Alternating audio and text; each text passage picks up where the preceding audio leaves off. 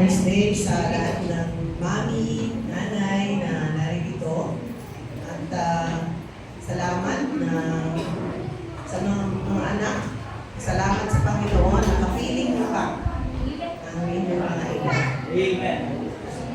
At kung hindi na natin kapiling, ay salamat din sapagkat nasa mas mainam na lugar na ating mga minamatuloy.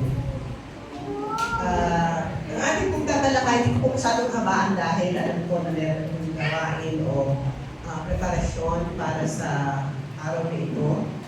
At nais ko lang pong tuldukan or tugtungan yung ating tinalakay kasi yung tinededicate ko siya, hindi siya dapat nagtapos na doon sa ating pagtatapos sa Sunday.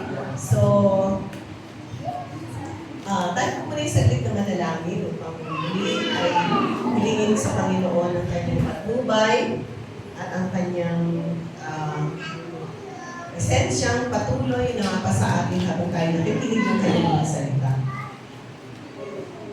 Dakilang Diyos, aming Ama, maraming pong salamat sa muling pagkakataon na ibigay sa amin upang ikaw ay aming makapulihan, maitaas, manakilak sa aming kalagitnaan. Patuloy nawa, O Diyos, na kami ay patuloy na sumamba sa iyo habang nakikinig ng iyong mga salita. Itinutuon namin ang aming pansin, ang aming focus sa iyo, O Diyos, at lahat po ng mga isipin, alalahanin, kabalisahan, amin pong sinusuko sa iyo. Maging yung mga pagkakasala, pagkakamali na aming nagawa. Salamat na ikaw ay handang magpatawad. Handang kami ay linisin sa lahat ng kasalanan at kalikuan. Nawa malaya kang makapangusap sa bawat isa sa amin, sapagkat ito ay tungkol sa iyo, O Diyos. Buksan mo ang aming mga isipan, tainga at puso upang ikaw ay malayang mangusap, O Diyos. Kung aming panalangin sa dakilang pangalan ng Panginoon Jesus. Amen. Amen.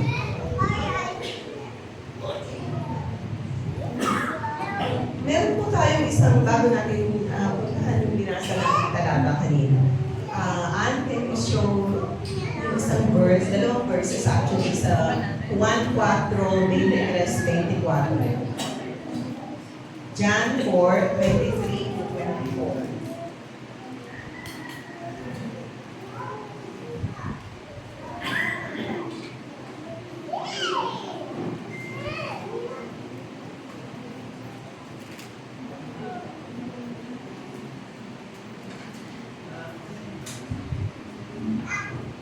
Pwede ba natin basahin yung sabay-sabay, mga kapatid?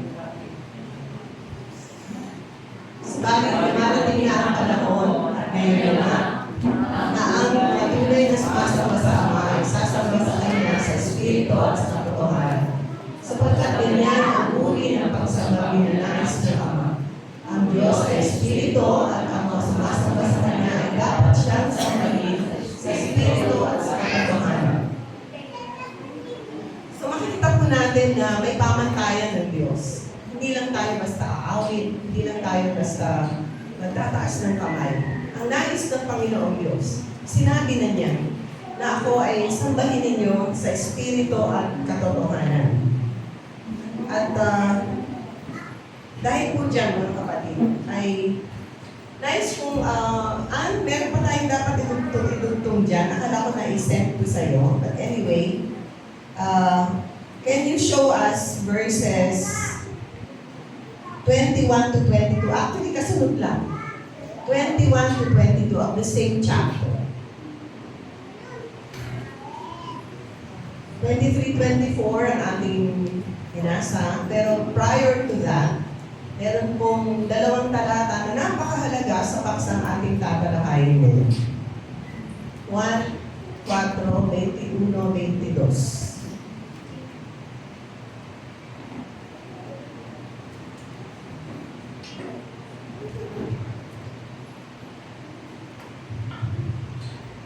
Ang kausap po po niya rito ay yung babaeng Samaritana na nakatagpo ng Panginoon habang ang babae ay tungo sa balon ni Jacob. So, ito po yung sinabi ng Panginoong Jesus nung nagtagpo sila sa well of Jacob's well. Ako na lang po ang babasa. Sinabi naman ni Jesus, maniwala ka sa akin, darating ang panahon na sasambahin ninyo ang Ama, hindi na sa bundok na ito o sa Jerusalem. Hindi niyo kilala ang inyong sinasamba, ngunit kilala namin ang aming sinasamba, sapagkat ang kaligtasan ay nagmumula sa mga Hudyo.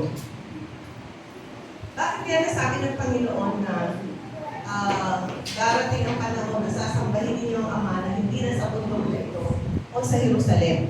Sapagkat yung babaeng Samaritana ay sa bundok ng Samaria sumasamba. Ang mga Hudyo ay sa Jerusalem. So, it matters to them where they worship. Magkaiba. Yung babaeng Samaritana sa bundok ng Samaria, ang Panginoong Jesus at ang kanyang mga kasama ay sa Jerusalem. So, meron bang particular importance yun? Kailangan sasamba tayo, pupunta tayo sa pinupuntahan sa Pangasinan. Yung Red Islands? ha? Ang Red Islands. Manawa. Kailangan punta tayo sa Manawa. Tatagpuin natin ang Diyos doon. O kaya sa Ubando, yung mga hindi magkaanak. Doon tayo pupunta para magkaanak tayo. Does it matter where we worship? Alam niyo sa mga Muslim, napakahalaga na once in their lifetime, kung kakayanin ng finance, makapunta sila sa Mecca. No, that's their fondest dream. Na mahawakan nila yung para sa kanila yun na yung, pwede na silang mamatay kapag napuntahan nila yung lugar na yun. It's one of their fondest dreams to be able to go there. Yung mga born-again Christians naman, ang pangarap ay makarating sa Israel. Makatapak dun sa lugar na tinapakan ng Panginoon kung saan siya ay naglakbay o tinalakad patungo sa bundok ng Golgotha. Maraming mga Christians na nagpupunta sa Israel. Actually, nag-i-invite sa amin na pupunta doon.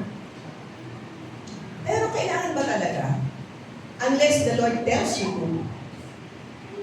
Kailangan ba talaga na nasa isang particular place tayo para masabi natin sumasamba tayo sa Panginoon?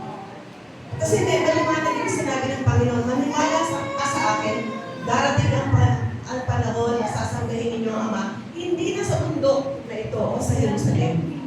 Ibig sabihin, hindi na sa bundok o sa Jerusalem. Meaning to say that the location does not matter.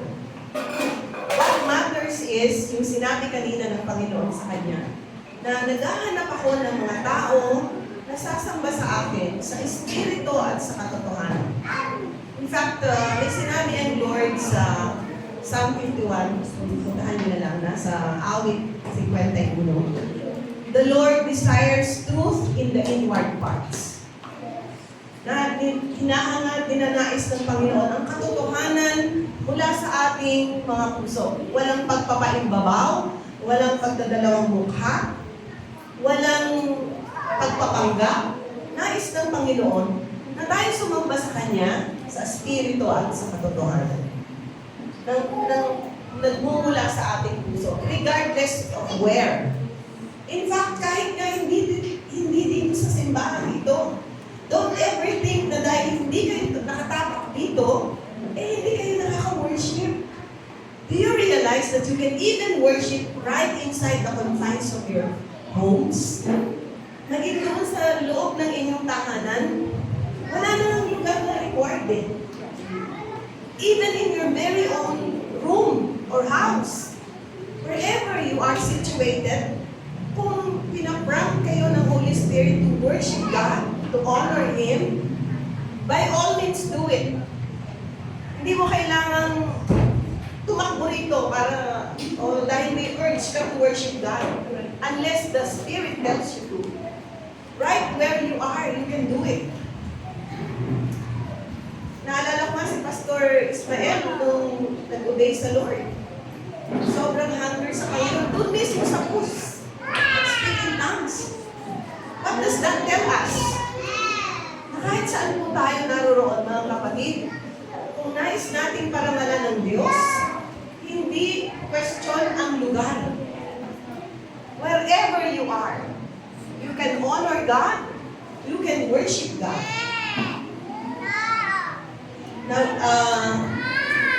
going back dun sa binasa natin kanina, ang sabi ng Panginoon, can you post that again, please? Isaiah 66, 36, 1 to 2, very, very beautiful verses. Alam niyo, kung meron pa yung hahangaring memoryahin, sama niyo na to. Isaiah 66, 1 to 2. Ang aking trono ay ang kalangitan, ang daigdig ang aming tuntungan. Kaya anong klaseng bahay ang gagawin niyo para sa akin? Anong klaseng lugar ang aking titirhan? Kasi sinasabi ng Panginoon, ang lahat ng bagay siya ang may likha. Lahat ng bagay pag-aari niya. Ang sinasabi niya, ang kalangitan, nandun siya. Tuntungan niya ang daigdig. Did you see the massiveness and the greatness of God? Tuntungan lang ang daigdig. Pag-aari niya ang lahat. Sapagkat siya ang may likha ng lahat. Pero ito, mind-blowing ito. Anong sabi ng Panginoon? Ako'y nalulugod sa mga taong nagpapakumbaba at nagsisipag-sisi. Sa mga may takot at sa utos ko'y sumusunod. In English, those who tremble at my word. May takot sa Diyos, sumusunod sa kanyang mga salita. Ito daw, mga kapatid, ang pinananahanan ng Diyos. While the earth is His footstool, heaven is His home or residence, yet He dwell in the heart of a person who has a broken and a contrite spirit.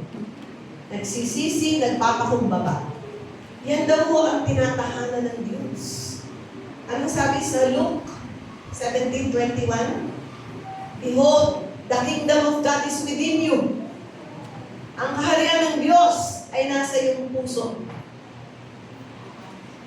Nananahan siya hindi lang sa mga gusali o sa mga templo na gawa ng kamay ng tao. Nananahan siya most especially sa puso ng isang taong may pagpapakumbaba at pagsisisi, may banal na takot at pagsunod sa kanyang mga utos. Yan ang kanyang pinananahanan, mga kapatid. Napakasimple. Alam niyo ba, noong unang panahon para sila'y makasamba, manghuhuli pa sila ng mga tupa, baka, kambing, papatayin yan. Ililigis ang dugo. Ngayon, wala na ganyang seremonya. Right where we are, we can go direct to the Holy of Holies, to the very throne of God. Why? Because the curtain, the thick curtain was broken into two. And we can now enter into the Holy of Holies. Sabi sa Hebrews 10. The invitation to honor God and to worship Him is open. Anytime, any place, anywhere, 24/7. Hallelujah. Amen. Hallelujah. Amen. Purihin ng Diyos. Na pwede natin siyang makaliig. Pwede natin maranasan ang kanyang presensya kahit hindi pa nga tayo nakakarating dito sa simbahan. While we are on our way, we can enjoy the presence of God.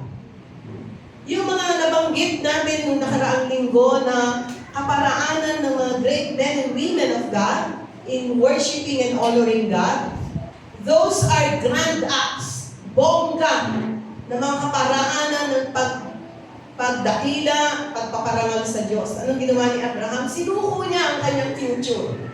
Sinuko niya ang kanyang kinabukasan sa Panginoon. Si Mary, sinuko niya ang kanyang reputasyon. Yung tatlong kaibigan ni Daniel, si Shadrach, si Meshach, at si Abednego, sinuko nila ang kanilang mga physical na buhay.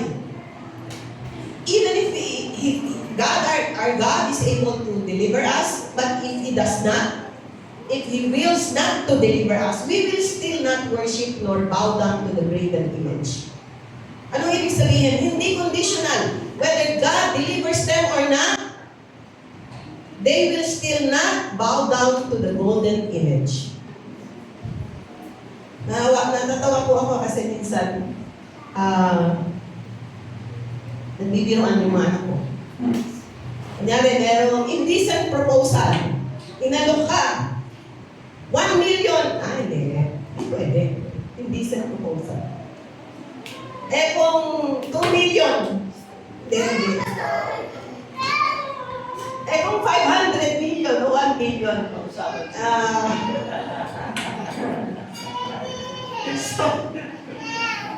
So consider if the price is right.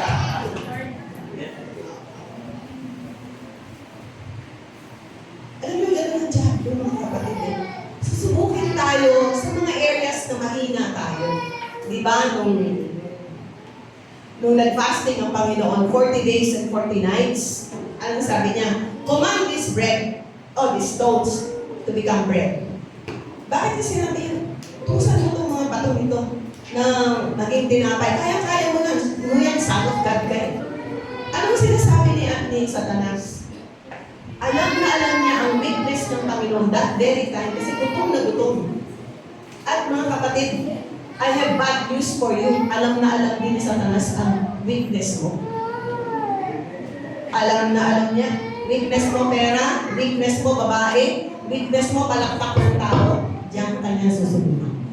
Diyan ka niya ibabagsak. Kaya mga kapatid, don't ever think si Satanas ay bobo. Hindi siya bobo. Kilalang-kilala niya. Kilalang-kilala kanya at alam niya kung saan kanya pwedeng pabagsakin at tuksuhin. Kaya, anong kailangan natin mga kapatid?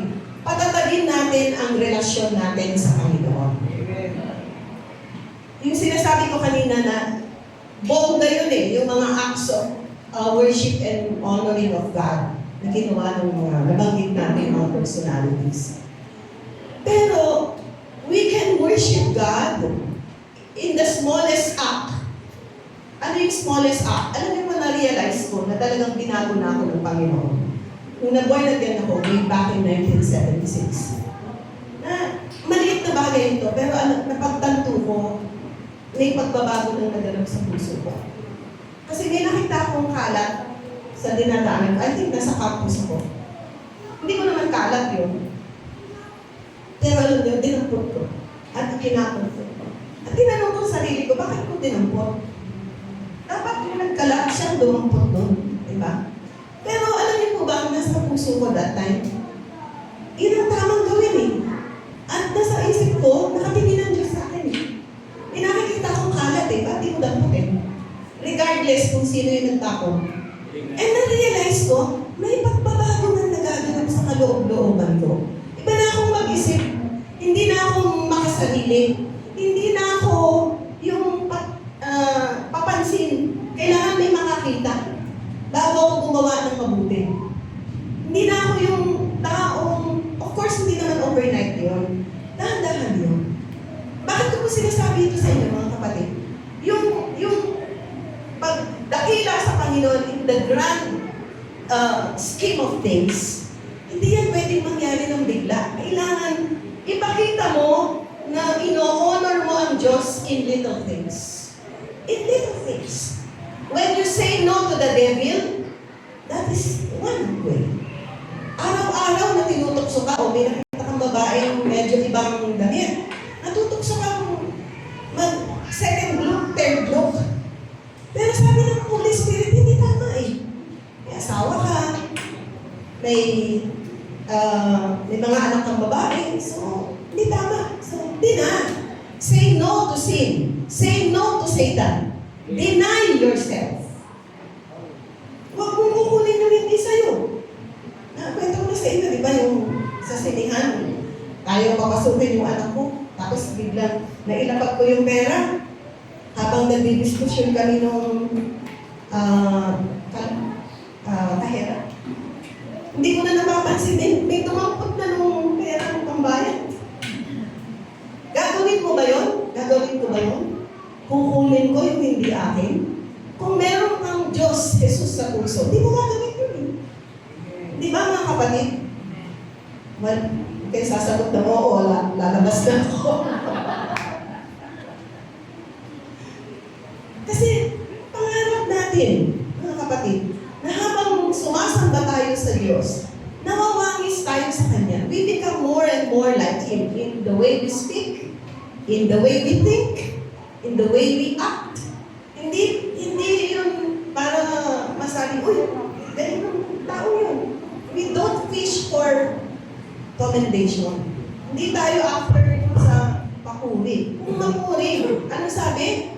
Pagkatapos natin i-discuss yung blessed are those who hunger and thirst for righteousness, blessed are the meek, blessed are the peacemakers. Anong sabi sa mundo? Let your light be, shine forth. Be witnessed by all to the glory of God our Father. Hindi to my glory, to His glory. Because you are His son and you are His daughter. Dapat yun po ang ating pangarap na tayo ay makatanggap ng recognition. Wala tayong plaque, wala tayong trophy, wala tayong medalya, pero everything is being accounted for by God. Lahat naka-record, mga kapatid. Especially those that are done in secret. Yung walang nakakapunan ng mga tao, mas mainam yun. Your reward will be full. Sabi nga, pag tayo medyo may nakakapansin, at kung minsan gusto mo yun, baka nga may bawas yung reward eh. Mas mainam, kung hindi napapansin, so be it. Your reward will be intact. Amen. Amen? Amen. So be it. Hindi kailangan pinupuri tayo ng mga tao. Okay na yung na-encourage sila to do good because of our lives. Okay na yun. You are already amply rewarded if you do that. So, the ending conclusion to this message is honor God in the small acts of worship. Sabi ko nga po, pag sumusunod tayo sa Panginoon, kapag tinatanggihan natin yung pita ng laman o yung gusto ng makalamang ikaw, worship na yun sa Lord. You are already worshiping God, even if you are not singing. You are already honoring God by your obedience and by your choosing Him over your wants, over your likes. Choosing God over other things. That's worship. Tuwan-tuwa ako dun sa isang staff ko. Sabi niya, Ma'am, my worship, my work is my worship to God. Ang trabaho ko, worship ko sa Panginoon. Sinasamba ko siya sa pamamagitan ng sipag ko, tiyaga ko, yung hindi ako nagtatrabaho ng kulang sa oras. What else? My relationships to God are my worship. Relationship to spouse, children, parents, friends.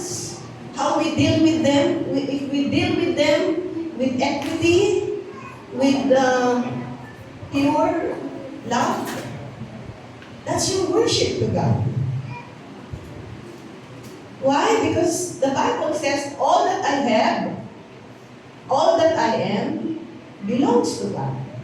Lahat ng meron ako, lahat ng ako, galing sa Diyos. Diba?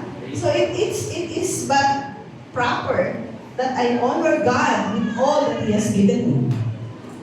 whether possessions, whether loved ones, whether career or work, honor God. So, yun po yung sinasabi ko kanina, pasimula pa lang natin ng pag-aaral, na hindi kailangan ng specific na lugar. Pero, kung meron kang narinig sa Panginoon, go to Israel, abay, go to Israel. We will provide. Hindi ko naman sinasabing what, diba? O sinasabi niya, go to La Union, or go to, ano yung pinuntahan niyo ang gabi sa... No, hindi sa Quezon yun, sa Humali.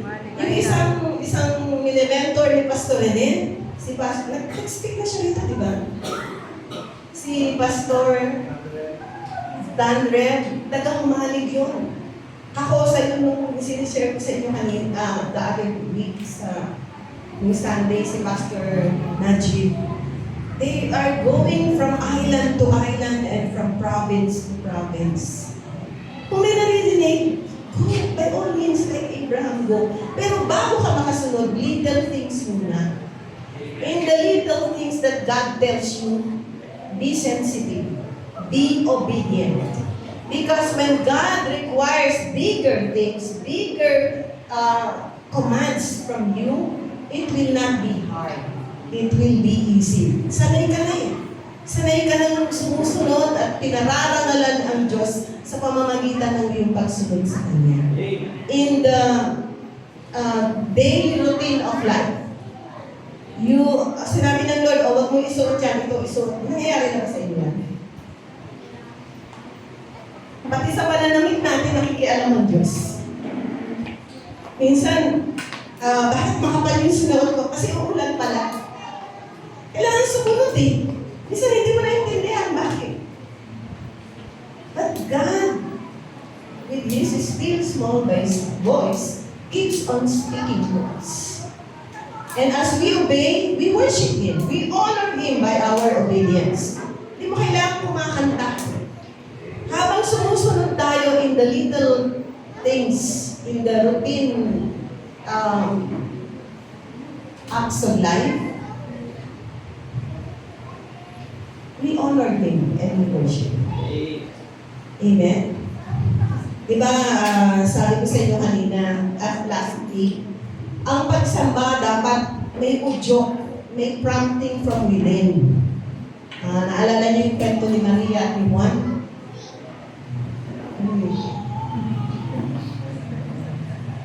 Sobrang sipag ni Maria dahil meron ng may pagsinta eh. Hindi na kailangan utusan na galing yung push from within. Sa atin din, ulitin ko mga kapatid, dito tayo magwawakas. Dapat nag-uumapaw ang puso natin sa pasasalamat sa Diyos. Pasalamatan mo siya sa mga bagay na meron ka, hindi sa mga bagay na wala ka. Make an inventory of what you have.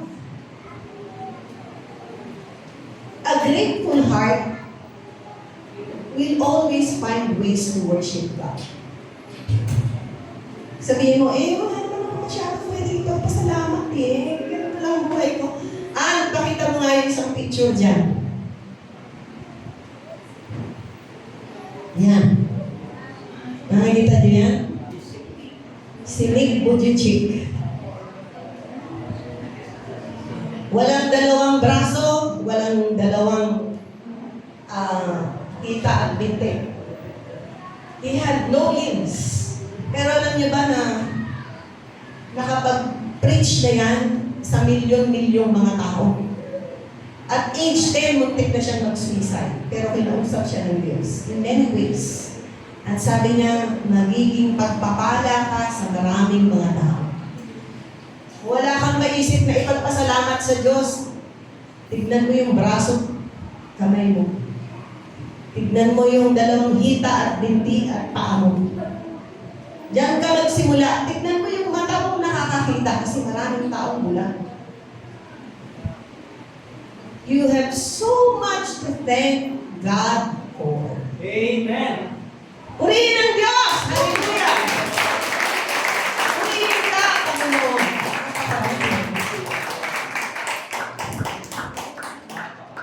Worship must proceed or come from a heart full of gratitude. Amen. Thanksgiving to God.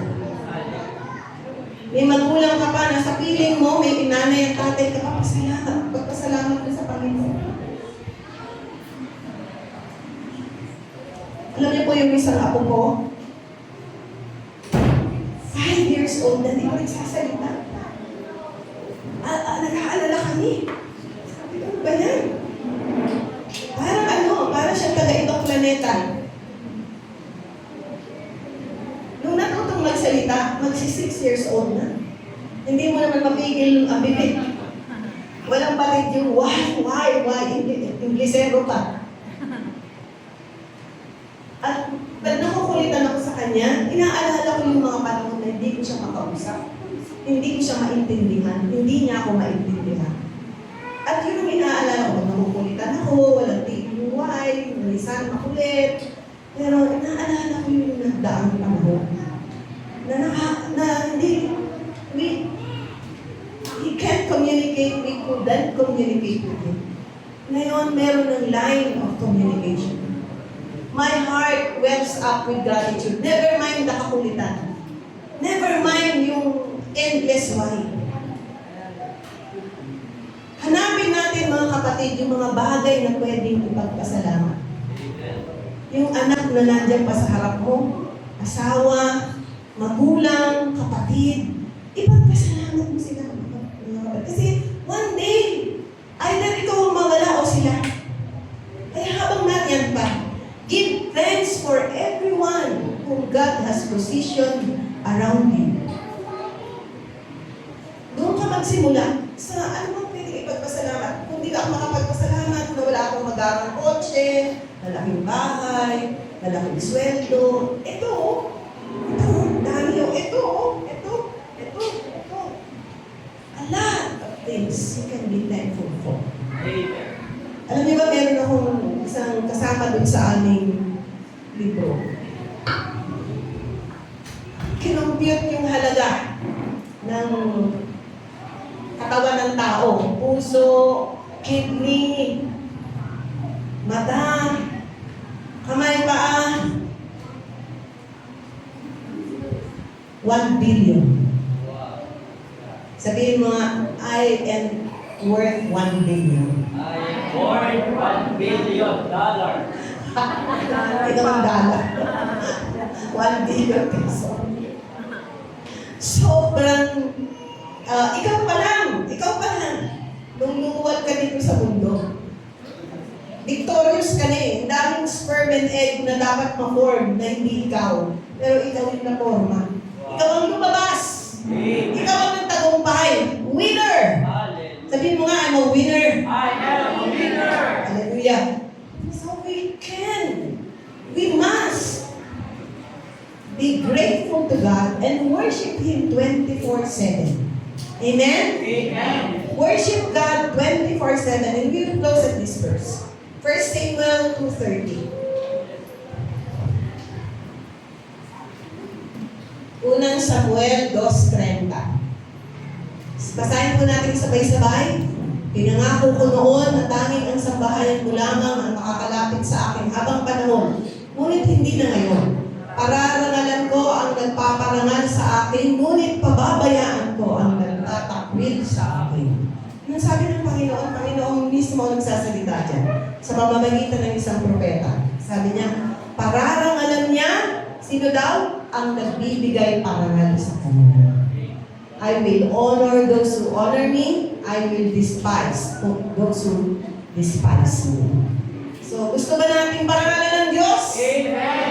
Araw-araw, Amen. kahit saan lugar, bawat sandali, saan man tayo naroon, simulan natin mga kapatid. Dito. Tayo lapit tumayo. Hallelujah.